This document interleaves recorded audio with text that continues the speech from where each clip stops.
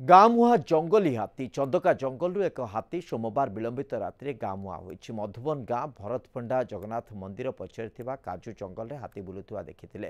ପରେ ହାତୀଟି ବିଲରେ ପଶି ପରିବା ଫସଲ ଖାଇବା ସହିତ ନଷ୍ଟ କରିଦେଇଛି। ମଧୁବନ କାଜୁ ଜଙ୍ଗଲରେ ଲୁଚି ରହିଛି ହାତୀଟି। ଖବର ପାଇ ଭାଗିପୁର ଫରେଷ୍ଟ ଗାର୍ଡ ଲିଲିଲତା ବେହେରା ଏବଂ ବନ କର୍ମଚାରୀ मंगलवार पूरा दिन तमाम हाथी बुलुवा स्थान बुली देखा सहित हाथी उपरे नजर रखिते। मंगलवार संध्यारे भगीपुर फॉरेस्ट अनाम हेम्ब्रम नेतृत्व में यह टीम आसी मधुबन केनाल निकट में पहुंची। राति हाथी को घोड़ेबा जंगल भितर को केमिति नियाजिब से नहीं चेष्टा चलछि। कखारु सब खाई डंक फंक पूरा कुदिकी दली दली नष्ट कर मु सकाळु भोरु कखारु फुल तोलिया आसे आज टिके डेरी रे आसला पूर्व सी नष्ट कर।